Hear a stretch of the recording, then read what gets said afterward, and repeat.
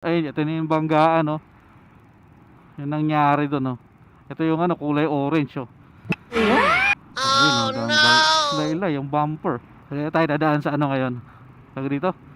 Service road. Oh, 440. Natin ko ilang minutes tayo makakatagos.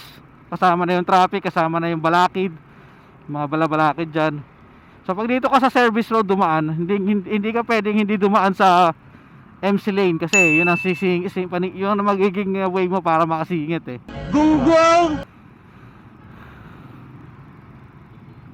So tingnan natin.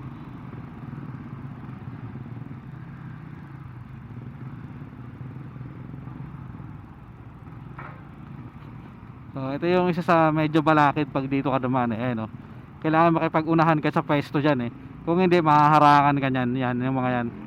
'Di ba? Kailangan na uy. Ayan, may nabasagan oh. Oh no!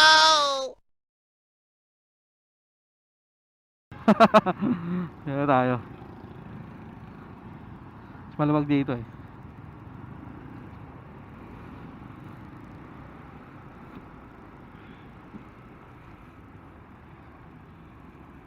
So, swerte na lang kung yung stoplight eh naka-green agad. Ay, ito na yung banggaan, no.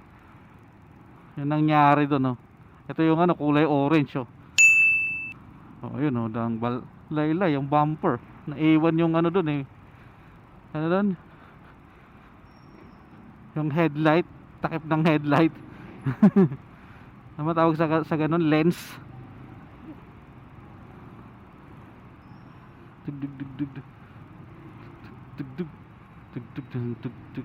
Ang isa sa ayoko lang dito, bukod sa stoplight, kasi minsan yung stoplight na yan patagal, kahit green pa yan, pag puno yung ano, pag puno yung sa may tapat ng Shangri-La, pinapahinto na, di ba?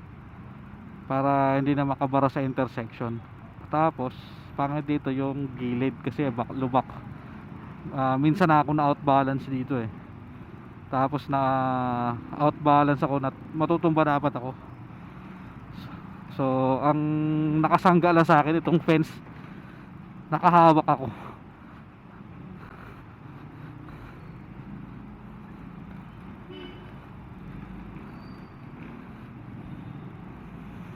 Medyo nakaagaw tayo ngayon kaya napabilis yung biyahe natin.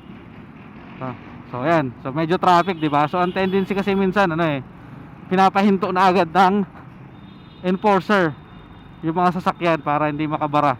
Kasi wala pa namang ano doon eh, space sa unahan, di ba? So okay to ngayon. May space, so nakatawid agad tayo.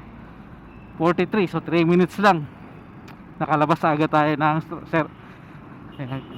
ilan. So mga ano lang oh, mga 3 minutes lang makakalabas na ako sa service road, tapat na ng Mega Mall. So yung mga nagsasabi na mabilis dyan sa service road kumpara dito sa ilalim, show ilalim, eh totoo naman mabilis talaga dyan. So yun nga lang, talagang pag natsambahan mo lang yung ano no, tsamba. So ilang minutes tayo makakalabas ng service road. So dito yata mga 10 minutes yata ako dito eh, mga ganon. So mga 5 minutes nakalabas na ako ng service road. So dito yung mga nag-aabang, so wala na talagang bantay dito. Pang ilang beses ko na nadatnan na walang nagbabantay na rito. So di ko lang alam kung itong oras lang na to o baka sa mga susunod na ano ang bantay, no, oras. So kahapon alas 5 walang bantay, nadaanan ko. Ngayon mga alas 4 pa lang wala na bantay. So 4 minutes nakalabas na ako ng service road. Galing show taas.